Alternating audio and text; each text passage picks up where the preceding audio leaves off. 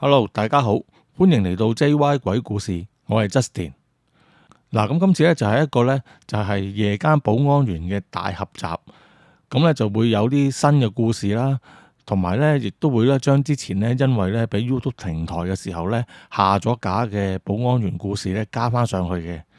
咁同時咧亦都會咧加翻咧就係啲讀者嘅來稿啦。好啦，咁唔阻大家啦，我哋開始啦。好啦，咁跟住落嚟咧，就要講一個咧有關於商場保安嘅故事啦。咁呢個主角咧，我哋就叫佢做阿蔡生啦。咁啊，蔡生咧就初咧就去到嗰個商場咧就做保安嘅，嚟咗都唔夠1個月。咁其實咧就每晚咧就唔止得佢一個嘅，咁就仲有個拍檔。咁啊，我哋叫做昌哥。咁昌哥啊做咗好耐噶啦，做咗好多年噶啦，對嗰度啲嘢都好熟。咁其實咧每日咧佢哋就冇咩特別嘢要做嘅。咁就因為佢哋個保安室就喺地牢啊，咁就其實嗰個商場呢，即係嗰啲大型商場嚟嘅，夜晚就閂咗門噶啦，咁啊所有嘢都鎖晒嘅，咁就變咗呢，就唔同啲屋苑，基本上呢，就唔可能有啲賊呢，就即係冇得爬窗入去偷嘢啦。咁你話如果有正門嘅更加冇可能啦，因為啲正門已經俾佢哋全部就鎖晒噶啦。咁所以呢，基本上呢，佢哋都喺保安室呢就好他條嘅，咁啊真係睇下 CCTV 啦，咁但係其實都冇乜點睇嘅，因為基本上都唔會有人，咁但係咧就每晚咧都要叫做象徵式巡下樓啦。咁基本上其實巡完第一次之後，即係佢睇下啲商場啲鋪頭仲有冇人啊，鎖好門未啊？咁啊睇一睇之後咧，咁就即係啲嘢唔會再變嘅啦嘛。咁基本上巡完第一次之後咧，第二次、第三次啊嗰啲時間咧，都係求其咧都行個圈咧，咁啊即係篤下嗰個即係中機咧，咁啊算數噶啦。咁所以咧，通常夜晚咧都係阿蔡生咧同阿昌哥咧就兩個人喺度傾偈啊，或者輪流就瞓下覺、瞌下眼瞓咧，咁就過咗一晚。咁所以咧，阿蔡生咧都覺得咧，呢份工都算幾他條，即係估唔到原來做商場咧就比做住宅咧就即係舒服好多。咁但係咧，佢唯獨是有個唔好處就係咧，有陣時佢哋譬如想飲下嘢、撳下啲汽水機啊，或者咖啡機想飲嘢咧，咁佢嗰個地牢嗰度咧就冇嘅。咁就要上到去嗰個商場嘅7樓呢，咁就有2部嗰啲汽水機啦，即係喺公眾地方嚟嘅，咁就可以撳汽水或者話買咖啡飲都得嘅。咁啊，如是者呢，嗰晚呢就開始阿蔡生呢就要巡樓，咁佢見咗昌哥呢都喺度瞌緊眼瞓嘅，咁啊費事嘈醒佢啦。咁佢就同埋又覺得口渴喎，咁佢就諗啦，陣間上到去巡到7樓嗰陣時就買杯咖啡飲下啦。因為咧嗰晚咧其實已經係佢巡第2輪㗎啦，咁即係基本上就冇嘢睇㗎啦，因為佢已經確定晒嗰啲所有嘅鋪頭啲門啊又鎖好啊，又唔會有其他人啊咁樣㗎啦。咁所以咧其實咧就好輕鬆嘅。咁啊去到7樓咧，佢就撳機啦，就撳咗杯咖啡咧，就諗住陣間咧就喺保安室度慢慢飲啦。咁因為咧佢撳完汽水機之後咧，佢要行一段路咧，先可以咧去到個商場咧個後門咧某個位咧，咁嗰度咧先至係工作人員坐 lift 嗰個地方嚟嘅。咁所以咧佢就拎住杯咖啡一邊飲啊一邊行啦。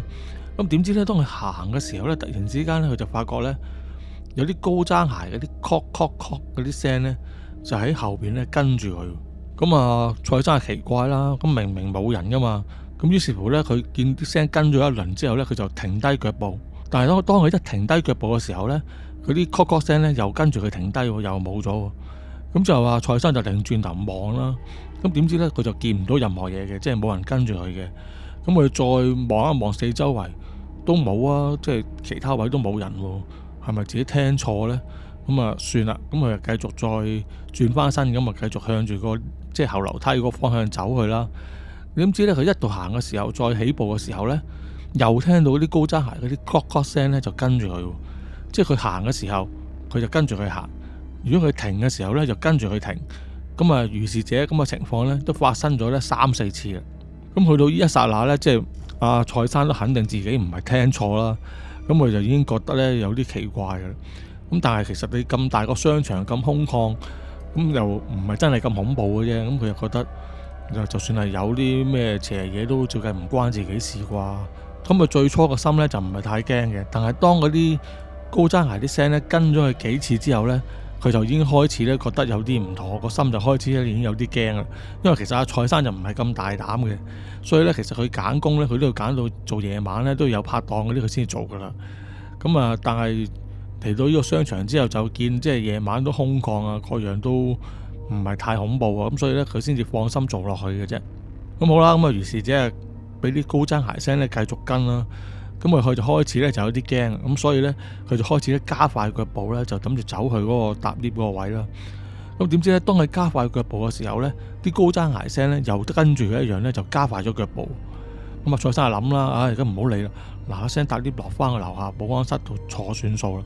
咁於是乎咧，蔡生咧就即刻嗱嗱聲咧就好急忙咁樣咧，就向住嗰個後門嗰度走去啦。咁但係咧，當佢行得快，即係急步跑，即係已經係去到小跑嘅階段㗎啦。咁佢發覺嗰啲高踭鞋聲咧，又係喺度咧小跑咁樣追住佢。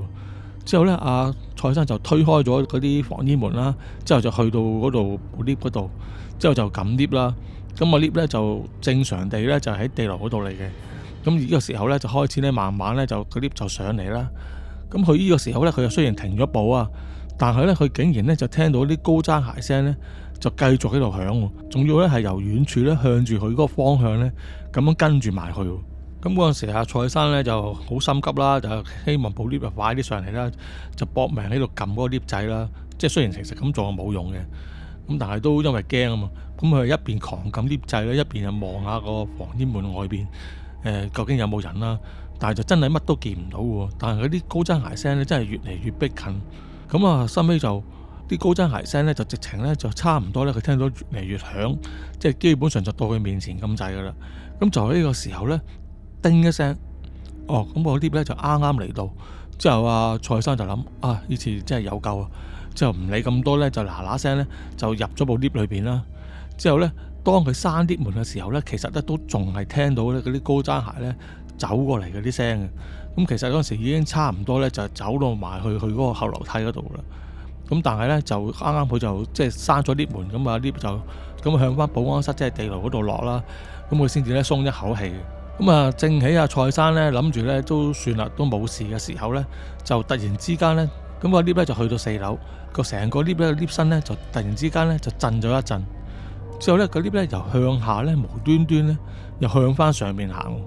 之後阿蔡生就諗啦，話喂，唔係咁恐怖啊！即係嗰啲明明佢自己撳咗落地牢嘅喎，又上翻去。之後佢呢個心裏邊諗噶啦，佢唔係7樓嗰度有啲乜嘢撳咗個 lift 啊嘛，又要我即係上翻7樓啊！咁點知呢個 lift 真係咧，由慢慢去到6樓之後咧，去到7樓嘅時候開始慢落嚟。咁啊，蔡生已經喂死啦！咁即係我都唔知應該點應對啊！如果陣間7樓真係開門，又見到嗰啲嘢嗰時，真係唔知點算嘅喎。咁但係佢又喺個 lift 裏邊又冇辦法㗎。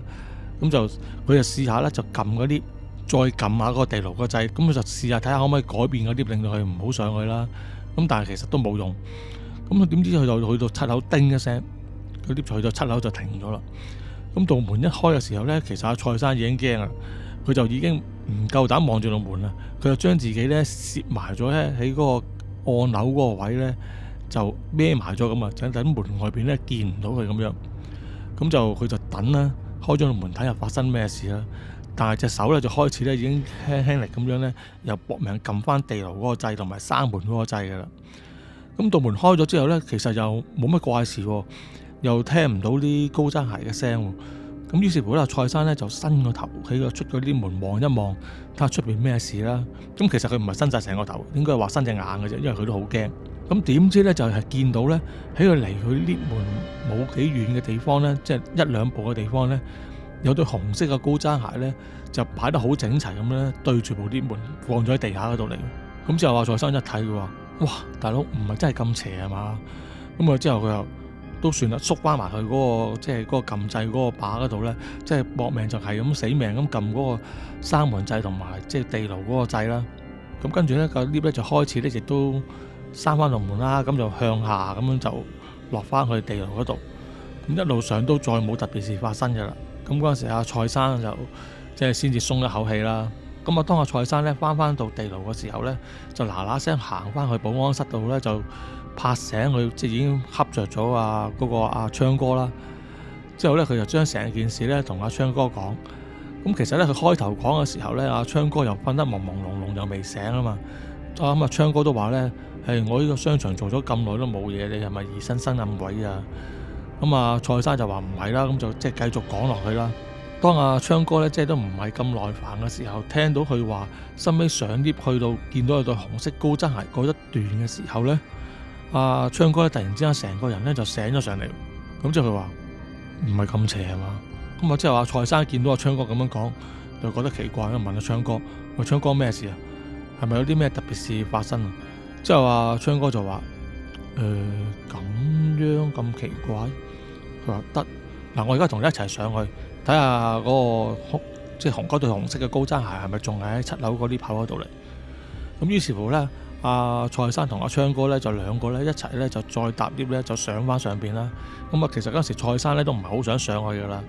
不過咧咁啊有阿昌哥喺度壯膽啊，而且阿昌哥就即係不嬲個人都好似好淡定咁樣嘅。咁佢啊算啦，多個人壯膽都唔驚。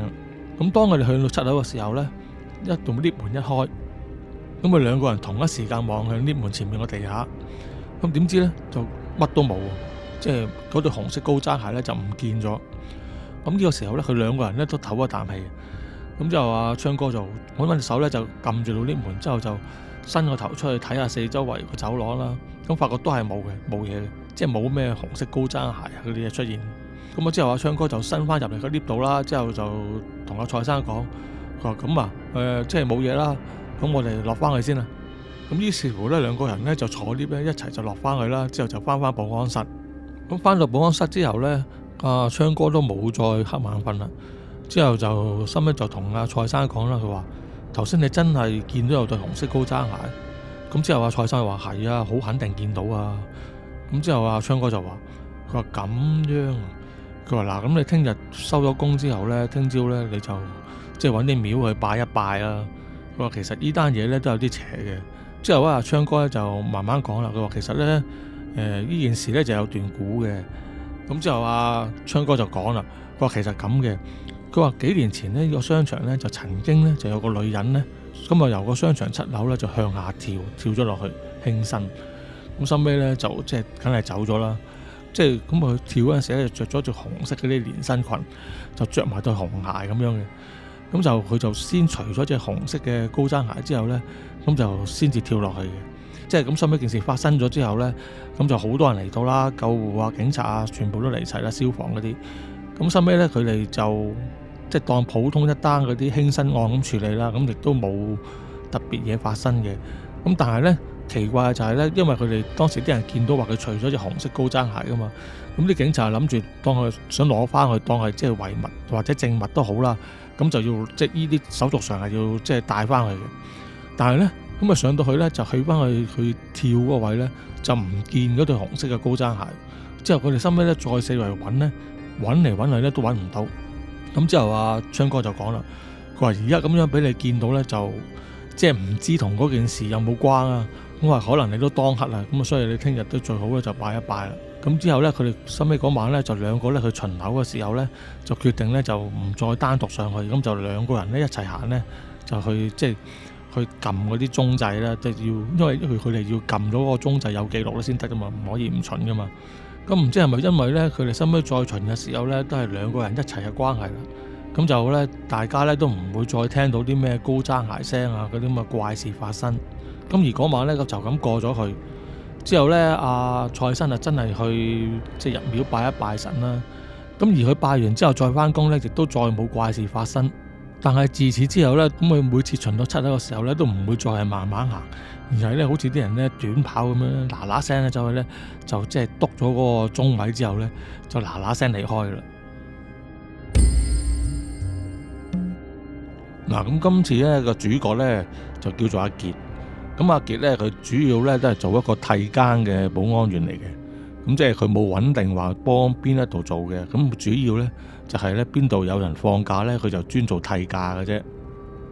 咁今次咧佢就嚟到咧一間咧就係嗰啲單棟樓啊，咁就大概20零樓年左右，咁就去做一個替假保安咁啊做一日。咁到咗特定嘅時間咧，咁佢就離開咗嗰個保安室嗰個位啦，咁就準備咧就去巡樓。咁巡樓咧，大家都知道啦，之前都講過啦。咁基本上咧就係搭 lift 去到頂樓，之後咧就行樓梯咁啊，逐層咁樣巡睇下單位啊，有冇啲咩問題啊，即係有冇俾人撬門啊嗰啲嘢。咁就其實一巡咧，咁啊巡翻落去。咁其實佢嗰度咧棟大廈就唔係好高嘅，咁咁啊得15樓嘅啫。咁變咗咧，其實好快咧就會巡完噶啦。咁嗰晚咧係佢巡嘅咧第一轉嚟嘅。咁時間咧其實都大概差唔多咧係夜晚11點幾12點噶啦。咁由於咧佢嗰個單棟樓咧就喺嗰個社區咧，即係啲已經係老化咗個社區啊。咁就變咗咧就唔係咁熱鬧嘅地方，所以咧俾人嘅感覺咧都係有少少咧陰陰森森咁樣。咁但係咧因為佢做慣四圍去嘅即係替假啦，咁變咗咧佢就唔驚呢啲嘢嘅。咁好啦，咁啊傑仔咁啊開始就上到頂樓之後就慢慢巡落去啦。咁一到巡落去咧都好正常，乜事都冇嘅。咁啊而當佢咧巡到咧7樓嘅時候，咁佢通常咧出咗個後梯個門之後咧，咁就喺一個 A 座開始巡理嘅。咁啊巡到去最尾嗰個 E 座啦。咁啊其實咁佢一層咧得5火嘅啫。咁佢行嘅時候咧就發覺咧見到嗰度走廊咧最尾嗰度咧盞燈咧就閃下閃下，即係走廊燈啊。咁係嗰啲光管嚟嘅啫。咁佢就行過去啦，因為其實咁樣佢要記錄低呢啲係公眾範圍噶嘛，佢要記錄低佢之後就即係報告翻佢留低個記錄嘅。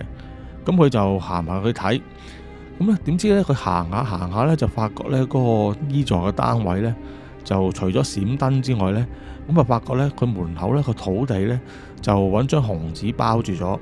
咁另外咧門口咧就放咗支蠟燭，咁啊佢有個咧就用嗰啲鐵桶解開咗之後咧造成嘅屏風，即係防風嗰啲，咁啊圍住支蠟燭。咁啊通常呢個情況咧佢都知噶啦，咁就係佢間屋有人過咗身啦，咁佢就會做呢個程序。咁其實佢都覺得有少少詐忌噶啦，咁啊加上閃即係眼燈閃下閃下啊嘛。咁啊好啦，咁佢去到之後咧就即係攞張紙出嚟，咁啊寫低即係7樓 E 座走廊燈閃。因為其實咧就唔係由佢負責換嘅，咁因為其實每棟大廈都有嗰啲叫做咩咧即係佢又唔係工程師，即係負責搞工程嗰啲工人啦。咁其實佢又翻95嘅，咁佢 mark 低咗之後咧，去到第2日咧，咁嗰啲師傅咧就會整噶啦。咁啊當佢抄低完啲資料之後咧，咁佢就睇下嗰個即係門口啦。咁都正常冇嘢嘅，咁但係咧，因為見到啲咁嘅情況咧，佢個心咧都寒咗一寒噶啦。咁啊唔理咁多啦，咁啊算啦，咁啊即刻嗱聲咧走翻去咧，就由樓梯嗰度，咁啊再諗住落下一層嗰度再巡啦。咁咧就當佢入咗樓梯之前嗰剎那咧，咁就突然之間收咗個 WhatsApp 啲口信啊，即係啲可能啲朋友揾佢嗰啲啦。咁佢就睇住個電話，咁就推開咗道門，咁啊入樓梯，一度覆口信，一度行樓梯落下一層啦。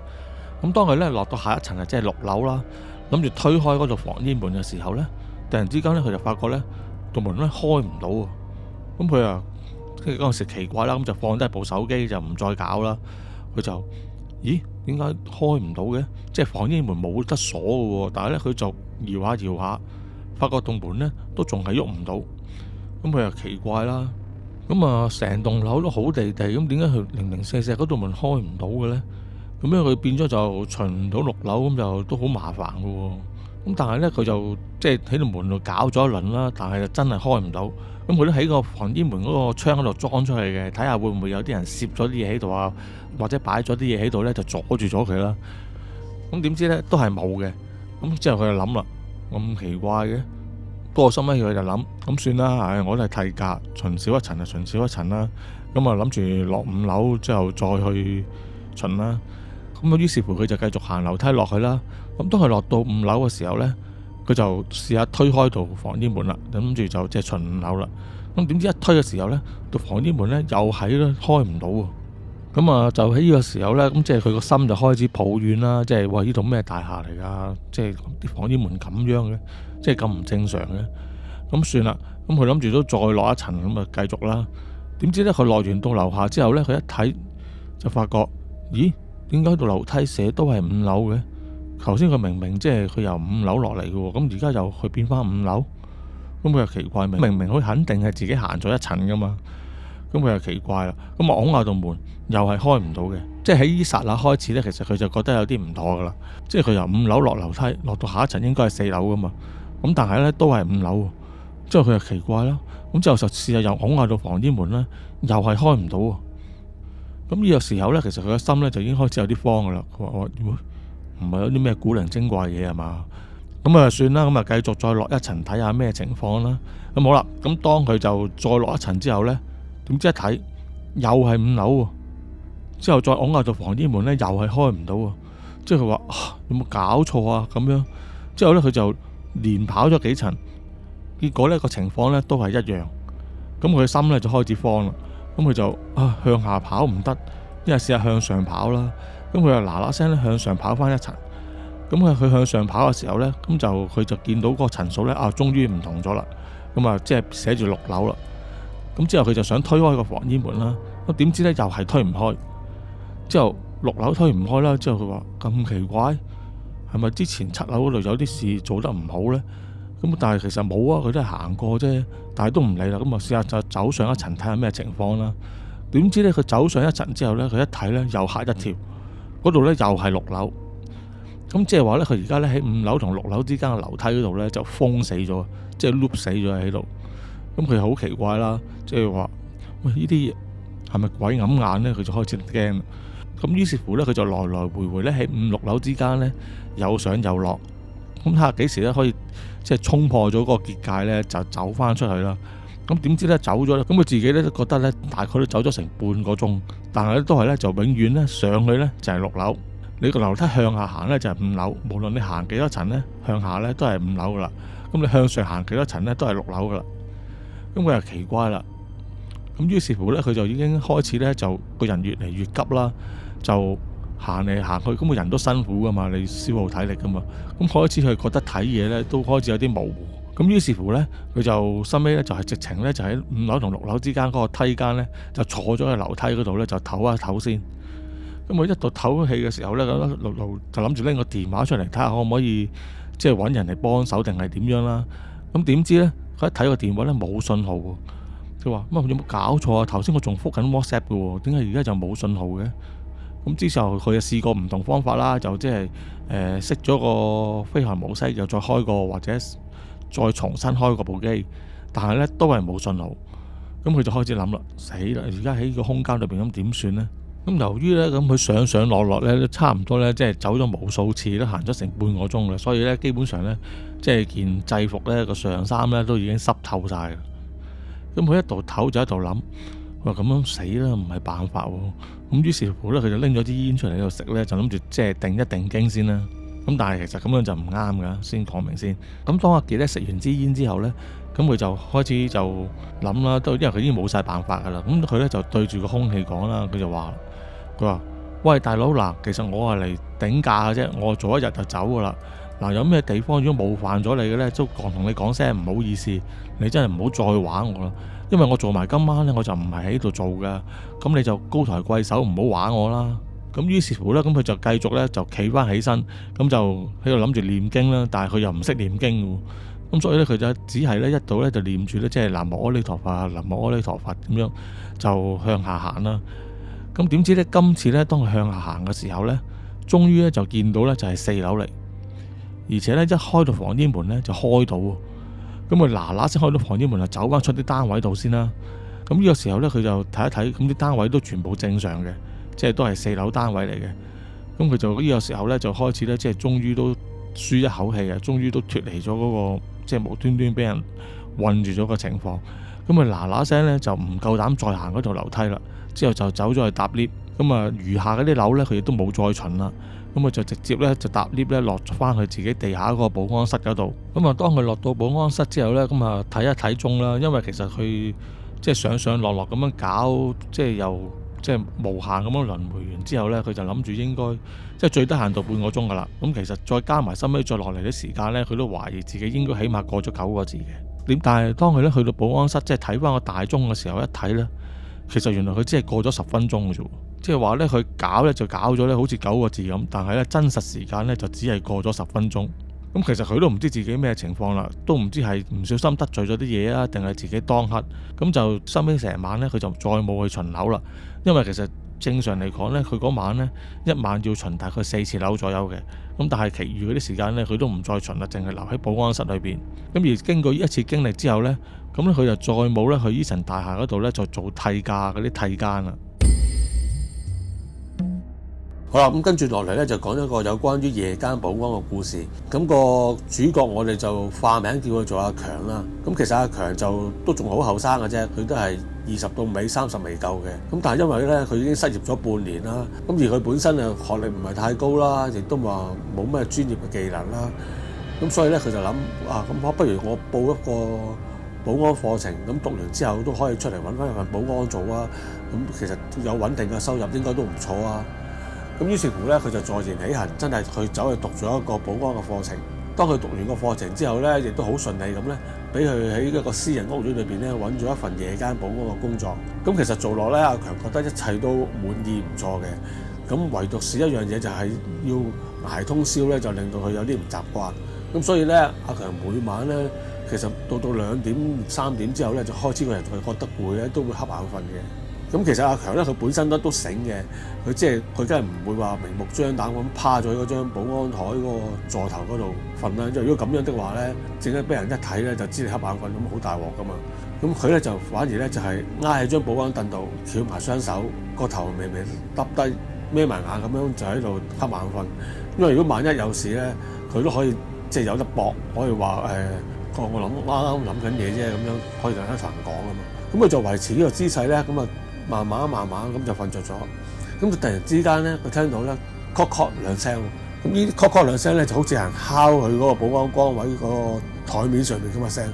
咁阿強啊驚一驚啦，但係咧佢都故作鎮定咁樣咧，就唔係話好似俾人嚇醒咁，佢就慢慢睜開雙眼，即係好似真係諗緊嘢，擘翻大眼睇嘢咁啦。咁點知佢一擘大眼之後咧，就乜都見唔到喎。咁佢諗啦，可能係咪有人行過去嗰個保安單位，確咗兩下之後就走咗去搭 lift 啊？咁於是乎佢又伸出去望一望個等 lift 大堂啦。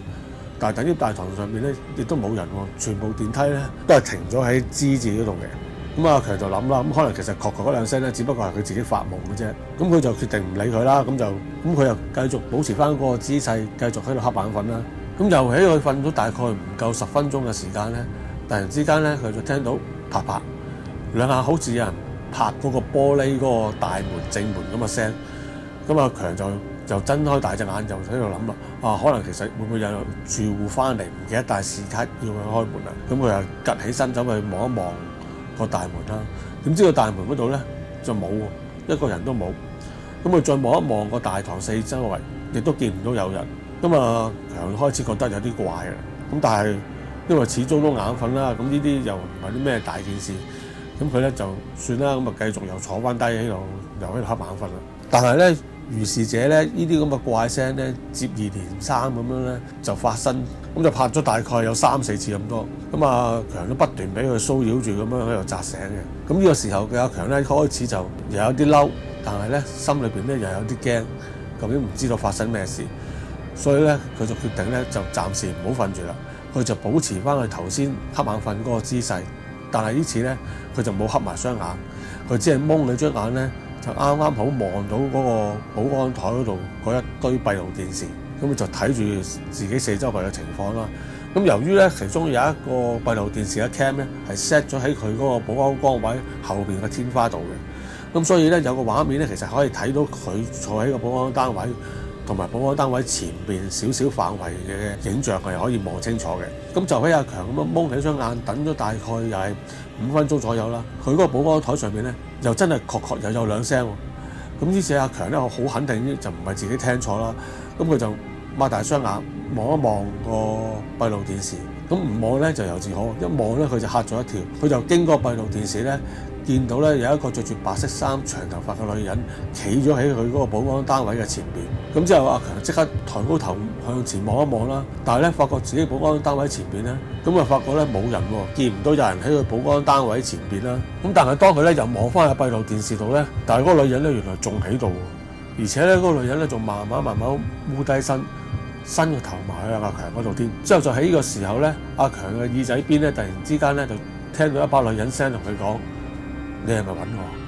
之後呢一下咧嚇到阿強咧成個彈起啦。咁阿強就好驚啦，咁啊即刻就離開咗佢嗰個保安崗位啦，就走咗去正門度推門出大廈出邊。之後咧就坐咗喺佢哋大廈前邊嗰啲花槽嗰度。咁阿強就喺度喘住氣，一度就望翻嗰個屋苑嘅大堂啦。咁個大堂同佢個保安單位咧，其實都係一個人都冇嘅。咁啊呢個時候阿強已經知道發生咩事啦，咁佢就唔夠膽再翻入大廈，更加唔好話要入翻去嗰個保安單位啦。咁佢就決定咧就喺嗰個花槽度坐，結果一坐咧就足足坐咗成晚。到第二朝差唔多6點嘅時候咧，咁佢有同事嚟接佢更，咁嗰個時候咧佢先同嗰個同事一齊咧翻入去個大廈裏邊。咁佢同嗰個同事交代咗2句之後咧，咁就佢即刻嗱聲去更衣室度咧換翻衫咧，咁啊走翻咗屋企啦。咁如是者咧，阿強收尾翻到屋企之後咧，就病咗幾日。咁到最後咧，佢就打電話咧，同佢嗰個上司咧就辭咗職，因為佢實在太驚，佢連自己親身翻去嗰個屋苑嗰度辭職咧，佢都唔想。咁而自此以後咧，阿強咧亦都再冇翻過去嗰個屋苑嗰度啦。咁同埋佢以後揾工嘅時候咧，逢係夜間嘅保安咧，佢都唔做，一定係只係做日間噶啦。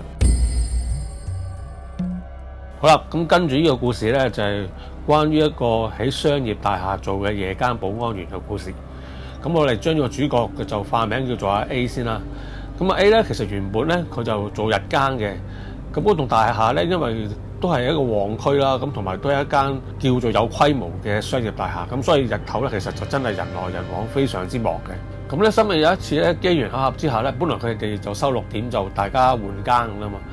咁佢就夜收咗少少，咁就見到呢6點鐘之後開始咧，咁大廈啲人放工啊咁樣，咁一陣人過咗之後咧，佢就見到咧原來個大廈咧就夜晚嘅時候咧就非常之冷清嘅，基本上就完全都冇乜人出入。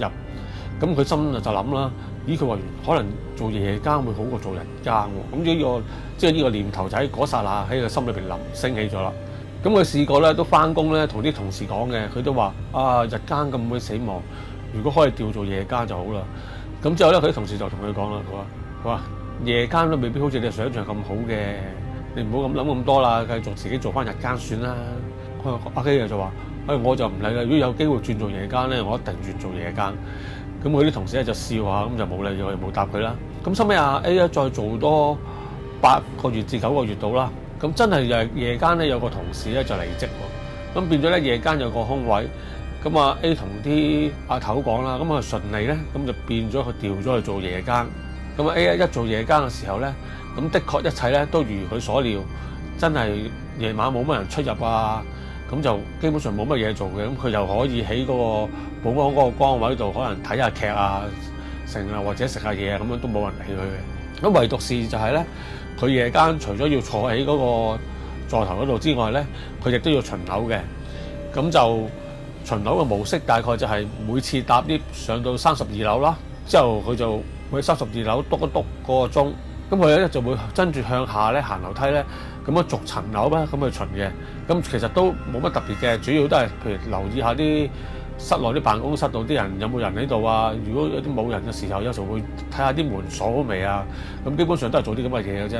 咁而佢做咗咁耐咧，咁基本上都大致平靜嘅。咁唯獨是佢有時覺得唔係咁舒服嘅地方咧，就係當佢巡到地下地牢裏邊機房嘅時候咧，佢個心咧就唔知點解咧，總係有啲怯嘅。咁所以咧，佢都係基本上就唔睇咁多噶啦。咁啊嗱嗱聲走去嗰個機房個盡頭咧，打咗嗰個鐘咁就算數噶啦。咁啊急急腳咁咧，就會走翻上去自己嘅崗位度，咁繼續去睇劇啊咁樣啦。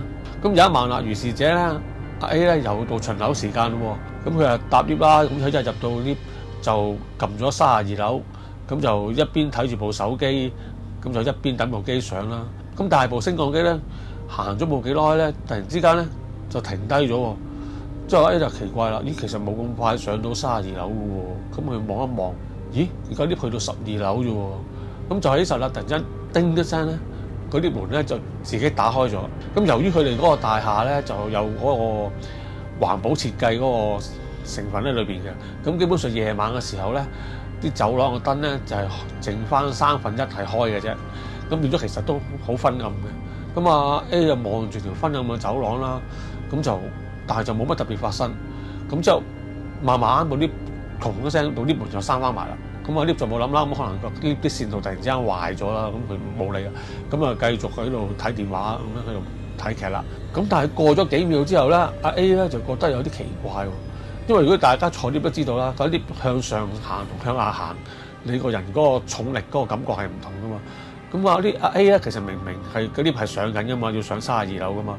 咁但係佢突然之間咧就覺得嗰 lift 咧向下行喎。咁佢望下嗰個層數嗰個顯示嗰個啦，咁嗰啲真係向下行緊喎。咁佢再望一望自己嗰個標板，咁佢冇撳到個，即係佢除咗32樓之外就冇撳到其他掣啦。但係 lift 咧就真係繼續喺度落緊。咁當lift落到地下嘅時候咧，咁就開咗 lift 門啦。咁佢望到個又係冇人嘅大堂啦，咁就冇特別事發生。咁之後就閂翻 lift 門。咁個撳掣嗰個標板會 reset 一次啊嘛。咁啊 A 又要再次撳翻次32樓啦。咁今次上翻去32樓咧就冇問題啦。咁就順順利利咁樣照上去照巡樓咁樣。呢件事咧最初A 咧都冇擺喺心上嘅。咁因為可能都係覺得可能個電梯你都知，大家都知啊，可能有時都係會彎彎地都唔出奇噶嘛。咁但係咧，佢後尾發覺咧，呢個情況咧係每個星期咧都可能會發生1-2次嘅，即係停喺12樓之後開門之後又嗰啲落翻地下。咁佢就覺得奇怪啦，點解次次都係12樓又唔係第2度嘅？咁變咗有一次又係發生咗咁嘅事之後咧，佢巡完樓之後咧就翻去個保安個崗位，咁就睇翻嗰個閉路電視嘅 playback。咁啊 A 就好快 search 到佢自己搭 lift 嗰段啦，因為其實嗰個時間冇人搭 lift 㗎嘛，咁你見到有人嗰段就係佢嗰段，咁就睇到佢自己喺度睇緊電話，喺度等緊 lift 上去啦。之後就真係去嗰啲中途停咗一停，之後道門打開就見到有個女人啦，但係因為始終個閉路電視唔係太清楚，其他細節睇唔到啦，只係一個長頭髮嘅女人咁樣入咗 lift，之後嗰個女人就撳咗一撳個 lift 掣，咁之後就背住 A 咧就喺度等緊 lift 落啦。當個 lift 咧落到地下嘅時候咧，嗰個女仔咧就出 lift 走咗。咁之後咧見到阿 A 咧覺得好奇怪個樣啦，之後又撳翻32樓，即係同頭先佢做嘅動作完全一致嘅啦。咁即係就係剛才發生嘅事啦。咁啊 A 見到呢件咁嘅事咧，佢自己都嚇到呆咗一呆。咁即係話原來停喺12樓嘅時候咧，就真係有人入 lift，之後仲要向下行。咁嗰時佢嘅心都已經驚一驚㗎啦，佢就冇諗過話唔做嘅。咁佢對呢件事嘅對策就係咧，因為其實次次停喺12樓嘅時候咧，都係同一部 lift 會發生呢個情況嘅。咁所以到佢每次收尾巡樓巡到差唔多會發生喺停12樓呢個時段嘅時候咧，佢就會坐第2部 lift 咁上去天台咁樣就再巡翻落嚟，就避開就唔坐嗰個 lift。咁於是者咧咁就真係冇事喎。咁佢覺得啊咁算啦，因為其實心裏邊佢都知道有問題㗎啦。但係如果咁樣可以避到咁就算啦，咁啊冇嘢，咁啊繼續喺度做啦。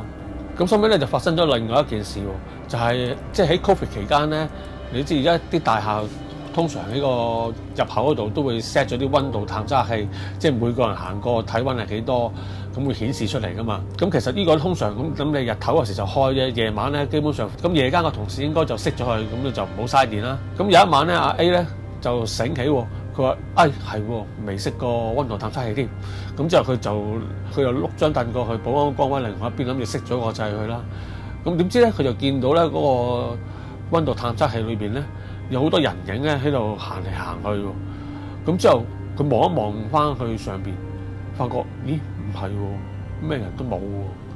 而跟住就喺佢淨係疑惑之際咧，突然之間咧叮一聲，之後咧直情嘅 lift 咧喺冇人嘅情況之下咧，好似有人撳咗 lift 咁樣咧，之後打開 lift 門，之後過咗一陣又閂翻 lift，之後個 lift 又向咗上行。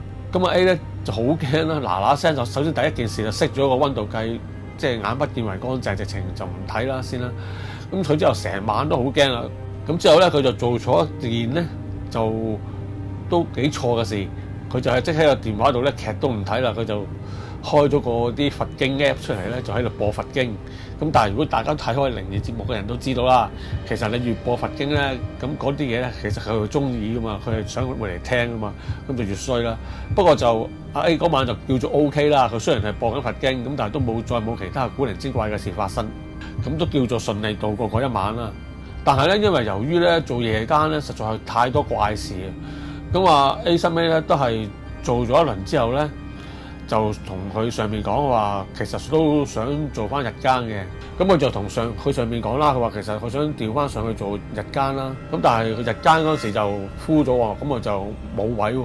咁啊結果啊 A 咧就收尾再做多好短時間嘅啫，好似都係做多1-2個星期之後咧就離職，再冇喺嗰棟大廈做啦。咁最記得咧就係佢臨走嗰日咧，咁佢臨收工嘅時候咧，咁啊會撞翻日更嗰啲同事同佢接更噶嘛，咁佢就話俾佢聽話我走啦，咁樣做埋今日 last day 唔做啦咁樣。之後佢啲同事就話係咪咧都同你講咗噶啦，其實做夜更唔係好似你想象之中咁好嘅。咁就聽完之後又覺得感覺到佢哋好似有啲與他相關咁，咁但係佢都冇出聲啦，咁繼續都係離開咗間公司。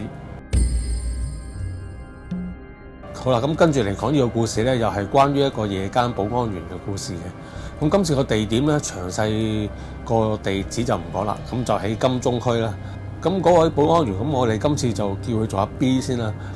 咁阿 B 咧就啱啱初入職，去到金鐘區呢一間商業大廈裏邊做保安員嘅。咁佢開頭翻工嘅時候咧，咁都會有啲師兄咁樣帶佢行下嘅，即係每次佢哋譬如如果巡口會行邊條路啊？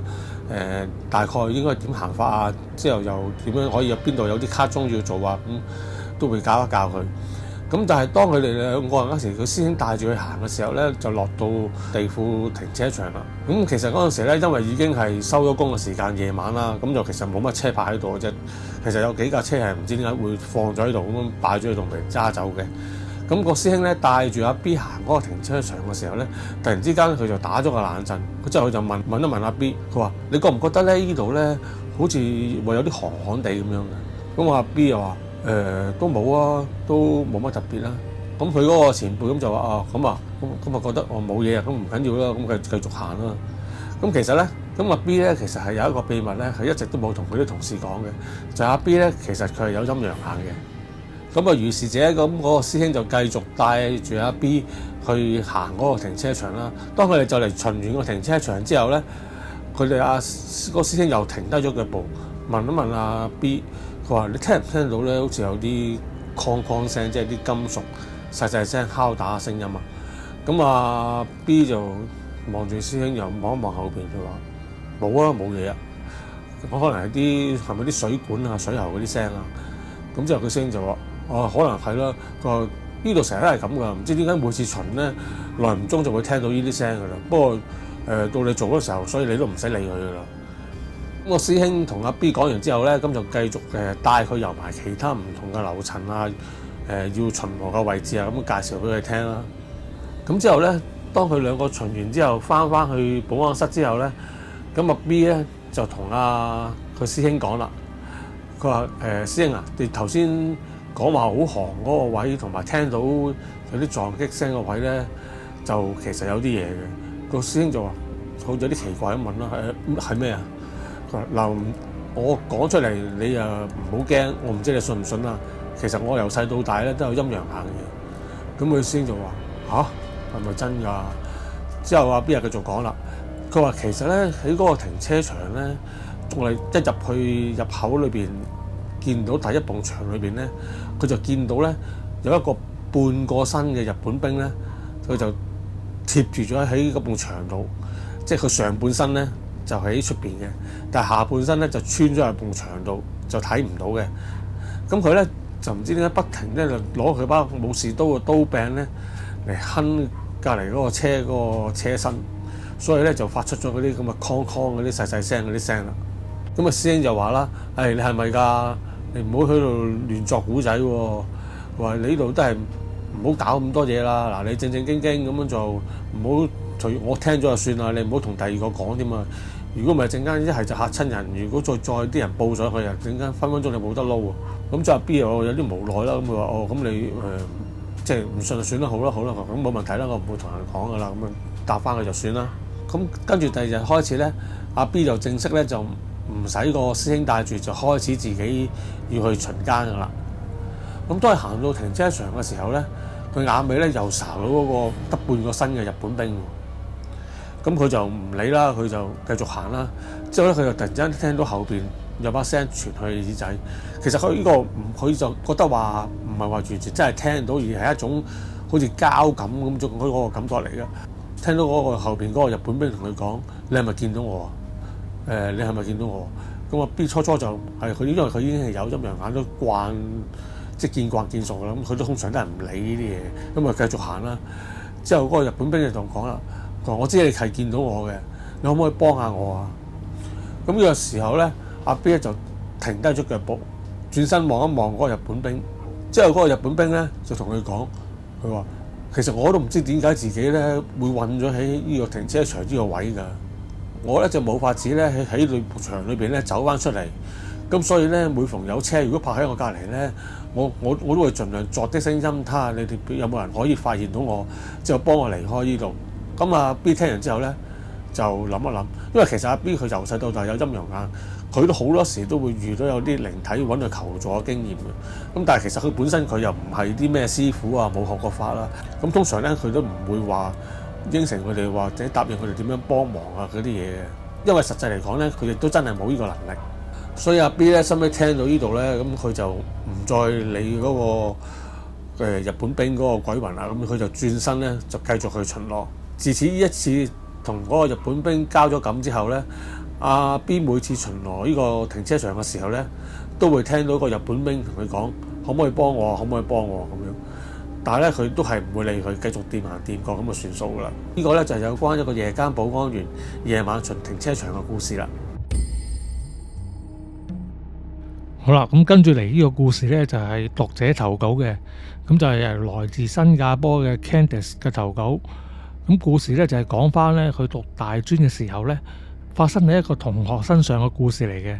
嗱，咁我哋就俾個化名啊 Candice 嗰個同學啦，咁就叫佢做 A 小姐啦。咁就同好多大學生一樣啦。阿 Candice 啦同埋阿 A 小姐呢，佢哋課餘嘅時候呢，都會做一啲兼職呢，賺下零用錢嘅。咁佢哋兩個咧就喺一間咧都幾大型嘅日本料理店裏邊做，即係連鎖店嚟嘅，就好多間分店嘅。咁佢哋做嗰間咧，其實就正正常常冇乜嘢嘅，但係傳聞中咧，佢哋嗰個公司裏邊旗下一間分店咧，其實就到鬧鬼咧，鬧得非常之嚴重嘅。咁啊，由地理位置講起啦，咁佢哋就話咧，其實佢公司所在嘅位置咧，其實附近咧就有一個咧，咁就係舊陣時嘅亂葬崗嚟嘅。咁加上喺佢店外邊咧嗰條公路咧，喺70-80年代嘅時候咧，就好多人咧中意夜晚咧喺嗰度飛車啊。咁但係你知啦，咁如果你嗰啲非法賽車玩得多嘅，咁一定會有意外啦。咁嗰條公路亦都唔例外，咁裏邊咧都試過發生好多唔同嘅意外啦，都死過唔少人嘅。咁呢啲咧就唔知道咧係咪就係同佢間鋪頭咧之所以有啲靈異事件發生有關啦。嗱，咁佢間靈異事件有咩事發生咧？咁佢哋都係嗰時即係未去做啊，咁都係聽翻嚟嘅啫。咁就話咧，佢哋最猛嗰度咧就係嗰個儲物室。即係佢哋嗰個儲物室就係即係連埋更衣室咁樣噶啦，我諗應該係。咁就佢哋試過有一次咧，有個阿嬸洗碗嘅阿姐咧就早翻咗啊。咁就翻到去咧就諗住入儲物室啦。咁點知咧就聽到咧有人喺裏邊換衫嘅聲。咁佢啊避一避忌啦，就拍一拍個門，佢話：喂，係咪入邊有人喺度啊？之後咧佢儲物室裏邊咧就有人應翻佢啦，就話：係啊，你等一等啦。咁阿姐聽到之後，咁啊，好啊，咁啊唔換衫住啦，咁啊等嗰個人出嚟先啦，就企喺個儲物室外邊等啦。因為其實通常男仔換衫好快嘅啫，咁你最多你5分鐘之內都一定換起噶啦。咁點知阿姐咧等下咧，就等咗好耐喎，已經超過咗5分鐘。咁裏邊咧依然咧都冇乜動靜，亦都冇人開門出嚟喎。咁啊，再過多一段時間之後咧，阿姐開始奇怪啦。咁就開始咧就問裏邊啦，就再拍門。佢話：喂，你點啊？你搞掂未啊？你有冇係咪有唔舒服啊？定係使唔使幫你手啊？咁點知咧，當阿姐咁樣講完之後咧，個儲物室咧就冇回應喎。咁呢個時候咧，阿姐就諗啦，即係其實佢都幾正面啊個諗法。佢就諗咧，可能其實唔知係咪嗰個同事咧唔舒服啊，可能就換下衫暈低咗啊。其實有時如果咁樣嘅情況咧，即係如果你暈低咗冇人去照顧佢咧，都有陣時會搞到幾嚴重噶嘛。因為你知道有時暈低咗咧，譬如如果你紮住咗自己條氣管唔知道咧，即係分分鐘會窒息噶。咁所以咧個阿姐咧就好心啦，就諗住咧咁啊入去睇下可唔可以幫到手啦。因為佢都驚嗰個同事有事。咁收尾佢臨入去之前咧都再拍多次門嘅，即係問：喂，點啊？你有冇事啊？嗱，如果你再唔應門咧，我就入嚟噶啦。咁啊，即係講完之後咧，都隔咗一陣啦，一樣冇人回應。咁阿姐就諗啦，睇下裏邊嗰個人係咪有事啦。於是咧就開門入去啦。但係當佢咧入去之後咧，發覺裏邊咧竟然係一個人都冇嘅。咁其實嗰個儲物室咧本身咧就唔係好大嘅，基本上亦都係得一個門口可以出入嘅啫。咁所以咧嗰個人咧就冇可能咧喺阿姐唔知道嘅情況之下咧就離開個儲物室。咁但係阿姐亦都好肯定咧，當時咧佢係聽到儲物室裏邊咧係有人應佢嘅。咁但係而家入到去咧就一個人都冇。咁究竟頭先應佢嗰把聲係邊個咧？咁其實呢個故事喺佢哋嗰間鋪頭啊，即係唔係單一個，而係佢嗰個連鎖嗰個成個咁多間分店咧之間亦都流傳咗好耐噶啦。咁大家都知道嗰間鋪咧就真係有啲嘢噶啦。咁佢哋就因為唔喺嗰度做啊，咁都冇乜所謂啦，即係當古仔聽下咁就算啦。咁點知咧，收尾有一次咧就好衰唔衰喎？咁佢嗰邊個鋪頭咧，即係鬧鬼嗰間，又有人辭咗職，咁變咗你有人辭職，人手又唔夠啦。咁於是乎咧，咁個老細咧就要喺咧阿 Candice 佢哋間店嗰度咧就調個人過去幫一幫手。因為其實佢哋話咧就其實已經就有人請咗噶啦，咁但係咧即係唔知係因為嗰啲通知時間啊，定係佢屋企有咩事，咁就未即刻上得班嘅啫。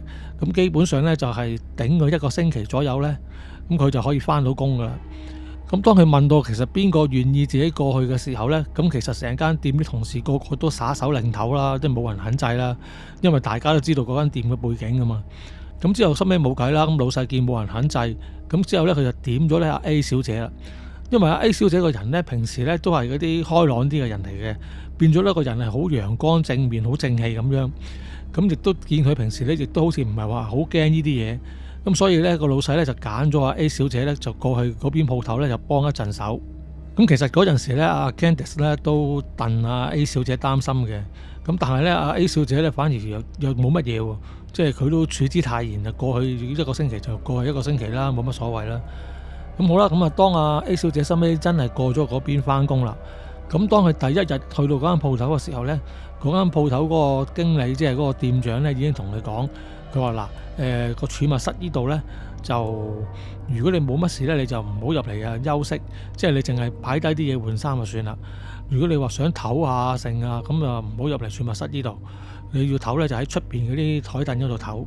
咁啊 A 小姐一見阿店長咁煞有介事咁嘅情況咧，咁佢自己都即係都緊張起嚟。不過因為佢性格就開朗啲啊，咁佢就覺得好啦，咁樣即係我唔喺度，唔喺呢個儲物室裏邊瞓覺或者休息咁咪得咯，咁冇所謂啦。咁就橫掂我都係做1個星期啫。咁於是乎咁佢就即係答同佢講咗話好啊好啊，咁啊準備開工啦。咁其實 A 小姐喺間鋪頭做嘅時候咧，初期咧都冇乜嘢嘅。但係咧，點知有一次咧，當佢同佢一個同事咧洗杯嘅時候咧，就發生咗一件怪事。咁因為咧，佢哋洗嗰啲杯咧就唔同我哋啲茶餐廳嗰啲咧，有啲阿姐咧喺度快快手手咁樣喺度好快咁樣洗咗嗰啲嚟。咁佢因為佢嗰杯咧係本身係啲靚嘅日本嗰啲杯嚟嘅，即係可能唔知係咪茶道啊之類嗰啲啦。咁本身其實每個都幾值錢下嘅。咁所以洗嗰陣時咧就要小心一啲。咁通常咧好多時都係大家輪住嚟啦。咁總之輪到咧就2個同事一齊就去嗰度洗杯啦。咁呢個動作咧，通常咧都係喺開店之前做嘅。咁嗰日亦都係啦。咁就頭先都講漏咗啦。咁 A 小姐佢哋即係都係早咗翻去嘅，喺開店之前咧就去咗做洗杯咁樣啦。咁佢哋咧就一洗完嗰啲杯之後咧，就會放喺一啲盤上面。咁啲盤咧係好靚嗰啲日本嗰啲咧，已經即係擺好晒一格格咁樣。咁之後個格仔一個個格仔咁樣咧，咁佢哋就將個杯吸上去就可以嘅啦。咁佢哋就喺度洗啦，咁洗完之後就將啲杯就擺落嗰個盒仔度，之後就擺埋一邊咁樣啦。咁但係咧，當佢哋洗下嘅時候咧，突然之間咧，佢哋覺得好凍。咁嗰種凍咧就係咧，即係令人好寒嘅凍嚟嘅。咁佢哋咧就其實個冷氣就冇較大到啦。咁而喺鋪頭裏邊亦都唔會話有啲咩風吹入嚟嘅。咁所以咧，佢哋見突然之間咁樣凍咧，兩個人咧個心咧都寒一寒。因為係嗰一剎那咧，係突然之間咧，佢哋覺得咧，佢哋洗碗嗰個位咧係凍咗幾度咁樣嘅。咁而就喺佢哋奇怪之際咧，突然之間噼啪一聲，有一個裝咗嗰啲茶杯嗰啲木架，即係其實都裝咗好多個茶杯㗎，即係可能有10個8個咁樣嘅。突然之間咧，就喺個吧台度咧飛咗落嚟，跌咗喺地下嗰度。咁 A 小姐同佢嘅同事見到咁樣就即係淨係聽到聲都嚇咗一驚啦。但係到下意識睇下嗰個杯裏邊啲杯有冇爛，咁但係啲杯咧就冇爛嘅。咁但係佢兩個咧就好奇怪啦，因為咧大家都諗到啦，即係如果你10幾隻杯加埋個盤，咁基本上都有一定重量啦。基本上就算有風吹咧，你都照計吹佢唔喐，唔會無端端跌嘅。咁但係咧，的而且確就真係當佢哋洗下杯嘅時候咧，呢個杯嘅架咧就真係突然之間咁樣飛咗出嚟，就跌咗落地。咁但係奇妙嘅地方就係啲杯咧，竟然一個都冇爛過。咁就其實係唔知道鋪頭裏邊嗰啲靈體啊，究竟有不滿啦，定係想同佢哋玩下啦。咁我哋見到咁嘅情況之後咧，阿 A 小姐咧都擺翻好個盤啦，之後佢哋就打個眼色，咁兩個人咧就嗱聲咧就洗好晒啲杯之後咧，就即刻離開間鋪頭唞一陣，就唔夠膽即刻翻去住。咁而到深尾大家都其他同事都翻埋嚟嘅時候啦，咁佢哋先至再入翻去啦。咁幸好嘅地方咧就係咧，呢次嘅事可以就話就係有驚無險，而且咧就除咗呢樣嘢之外咧，阿 A 小姐喺嗰間鋪工作嘅期間咧，亦都再冇遇到咩怪事。咁收尾真係過咗1個星期之後咧，就有新同事翻工啦。咁 A 小姐咧就可以調翻去原來個鋪頭，咁就再冇喺嗰間鋪頭度工作過啦。好啦，咁今次講嘅故事咧就到呢度啦。咁如果大家中意呢條片嘅咧，麻煩都係呢個 like 啦、share 俾你嘅朋友啦，同埋訂閱嘅。不過咧，而比訂閱更加緊要嘅一件事咧，就係咧，希望大家咧快啲去 follow 我哋嘅 Facebook，因為如果咁樣咧，先至可以令到 YouTube 就算突然之間發生啲咩情況之下咧，我哋都唔會失去聯絡。到時咧可以繼續咧同大家咧講故事。咁好啦，咁今次係咁多，我哋下次再傾過啦，拜拜。